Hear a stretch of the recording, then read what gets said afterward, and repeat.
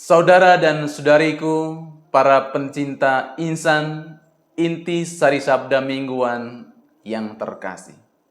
Selamat berjumpa kembali bersama saya, Pater Yohanes Don Bosco, CMF.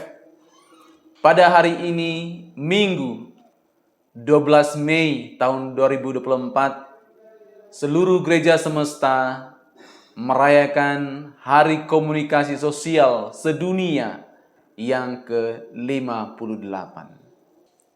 Di hari Minggu ini, saya akan membagikan sebuah renungan yang didasarkan pada teks Injil Yohanes bab 17 ayat 11b sampai dengan 19. Teks ini berbicara tentang sebuah doa yang penuh kasih dari Yesus terhadap para murid dan juga bagi kita semua. Mungkin kita bertanya, mengapa Yesus berdoa kepada Allah? Apakah dia bukan Tuhan? Jawabannya adalah, karena meskipun Yesus adalah Tuhan, dia telah merendahkan dan mengosongkan dirinya menjadi manusia. Dia sama dengan kita, kecuali dalam hal dosa. Dia selalu mau menyatu dan bersekutu dengan Bapanya di surga. Di dalam Filipi bab 2 ayat 5 sampai 8 dikatakan, "Hendaklah kamu dalam hidupmu bersama menaruh pikiran dan perasaan yang terdapat juga dalam Kristus Yesus, yang walaupun dalam rupa Allah tidak menganggap kesetaraan dengan Allah itu sebagai milik yang harus dipertahankan, melainkan telah mengosongkan dirinya sendiri dan mengambil rupa seorang hamba dan menjadi sama dengan manusia.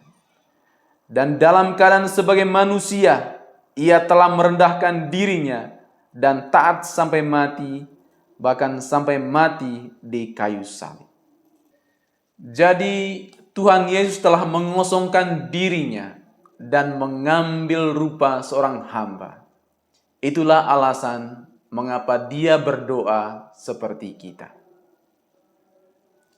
Dia berdoa bagi semua orang, termasuk kita yang telah dipercayakan Tuhan ke dalam perlindungannya. Dia menyadari waktunya di dunia hampir selesai. Karena itu dia berdoa agar seluruh kawanan dombanya dilindungi dan selamat saat dia tidak bersama mereka lagi. Doa ini sangat mendalam. Sungguh sebuah doa seorang imam agung yang telah hidup bersama umat dan bahkan telah menghidupi suka dan duka para pengikutnya. Doanya ini tentu merupakan ungkapan hati seorang gembala yang penuh cinta dan perhatian terhadap kawanannya. Dalam doanya yang kita dengar dalam bacaan Injil hari ini, dia memohon agar Bapa memelihara para muridnya, supaya menjadi satu sama seperti dia dan Bapa adalah satu. Kesatuan ini bukan hanya dalam konteks organisatoris, tetapi juga kesatuan hati dan roh dengan Tuhan dan sesama pengikut Kristus. Tuhan Yesus juga memohon agar Bapa melindungi kita semua dari yang jahat. Dan akhirnya Yesus berdoa agar Bapa menguduskan kita dalam kebenaran. Firman Tuhan adalah kebenaran. Itulah 3 permohonan Yesus yang kita dengar dalam bacaan Injil hari ini. Sungguh luar biasa. Dia berdoa buat kita semua. Karena itu kita perlu merenungkan, memikirkan sejenak keagungan dari hal ini. betapa kita berharga di mata Tuhan, sampai Dia mendoakan keselamatan dan kedamaian hidup kita. Sebagai tanggapan atas doanya, maka pertama kita hendaknya bersyukur atas doanya itu. Kita perlu duduk dan diam di hadapan Tuhan untuk merasakan dan mensyukuri kasih-Nya yang agung. Kedua, karena Yesus berdoa agar Bapa memelihara dan melindungi kita, maka kita hendaknya percaya bahwa Tuhan selalu berjalan bersama kita. Dia selalu ada di depan, di belakang, di kiri kanan kita untuk menjaga dan melindungi kita.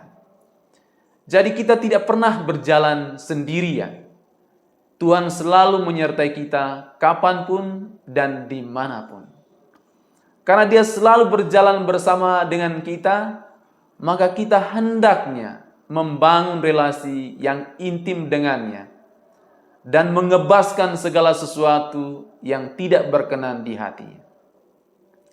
Jika kita berjalan dengan orang yang sangat kita cintai, kita perlu menanggalkan segala sesuatu yang tidak sesuai dengan keinginannya. Sehingga sepanjang jalan hati kita akan seirama dengan hatinya. Demikian juga saat kita berjalan dengan Tuhan. Kita tahu Dia tidak suka dosa dan hal-hal negatif. Maka kita perlu menanggalkan kebiasaan-kebiasaan yang tidak sesuai dengan kehendak-Nya, agar sepanjang jalan hati kita seirama dengan hati-Nya. Hal ketiga yang perlu kita lakukan adalah memasrahkan kehidupan kita kepada Tuhan. Karena Tuhan selalu berjalan dan menjaga kita, maka kita perlu mengikhlaskan seluruh hidup kita kepada-Nya. Banyak di antara kita yang sering merasa cemas dan takut dalam kehidupan ini, hingga tidak merasa nyaman karena belum benar-benar memasrahkan dan mengikhlaskan kehidupan kepada Tuhan. Padahal Tuhan ada selalu di dekatnya. Tuhan kita sangat luar biasa. Dia mampu menyelesaikan persoalan kita. Karena itu mari kita memasrahkan kekhawatiran, persoalan, pergumulan kita kepada-Nya. Beristirahatlah dalam Tuhan, lalu kita akan merasakan kelegaan. Bapak, Ibu, dan para saudara dan saudariku, demikianlah refleksi singkat atas bacaan Injil hari ini. Semoga menjadi berkat bagi kita semua.